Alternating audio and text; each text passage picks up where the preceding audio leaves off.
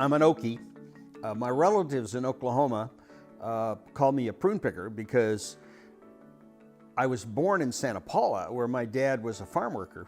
The fact that my folks came out, I consider myself an immigrant. I was very much into the Peace Corps, and I wasn't a very good student when I was first at Santa Barbara.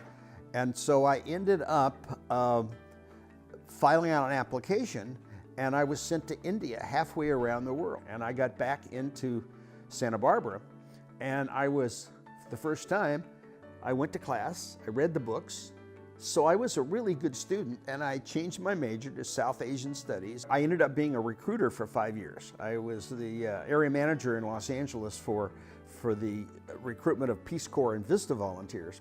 And one of the women working in the office, Wendy, was her roommate. So I met my Jewish wife at a Christmas party and falling in love with her. You know, I was married for 35 years to the Mother Teresa of Bakersfield. I've been a priest 31 years, and I work with lots of couples who are married, and you know, and in some ways they were very different, but they were really a connected team, and I was always in awe of that. And when she got sick, it was an amazing thing to me, walking through one of the most difficult journeys. And then when you lose your life partner and you lose that person who you do it with, he's continuing, instead of falling back into himself and, you know, feeling sorry for himself, he's even more connected with his children, his grandchildren, the community. He keeps to go out and carrying on her legacy. I'm very lucky, and that's the only way I can describe it, but I have had two wonderful wonder women in my life, and Barbara Patrick is one of those. So some way out of a lunch we've had, it's grown into a special kind of relationship. We love to travel together. We've been to Antarctica together. We went to Egypt last year, and that was her seventh continent. So we share the love of travel. So that's just a special, I'm just lucky. He's a very fun guy. I don't know if people realize how very much fun he is. He is fascinated by cultures, by people who don't have the same background that you and I have, and he is just someone who has really used his degree in cultural anthropology to explore the world around him.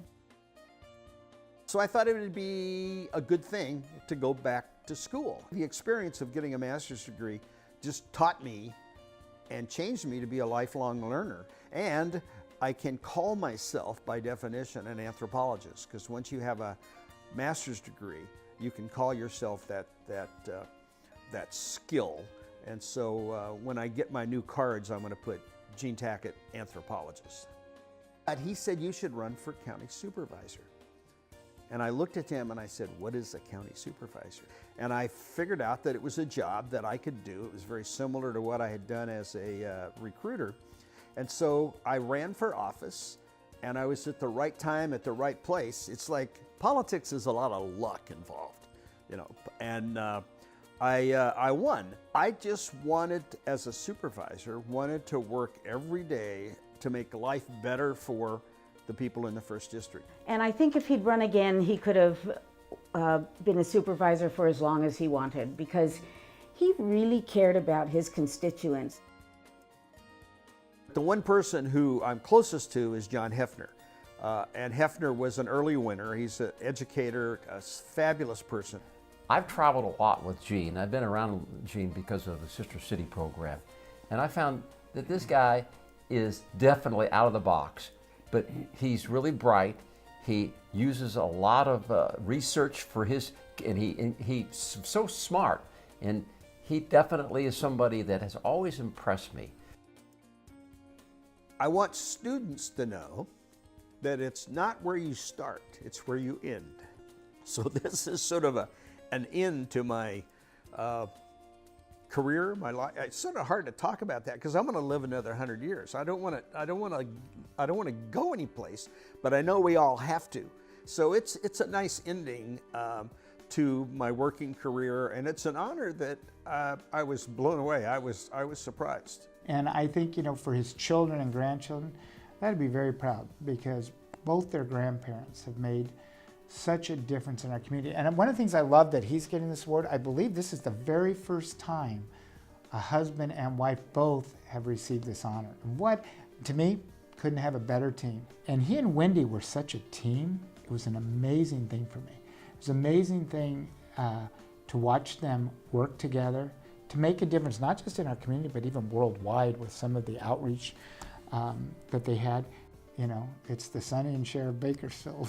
So I looked and I thought, you know what, I love it. They complemented each other. They made a difference. They had strong beliefs in this. And they're not judgmental and critical.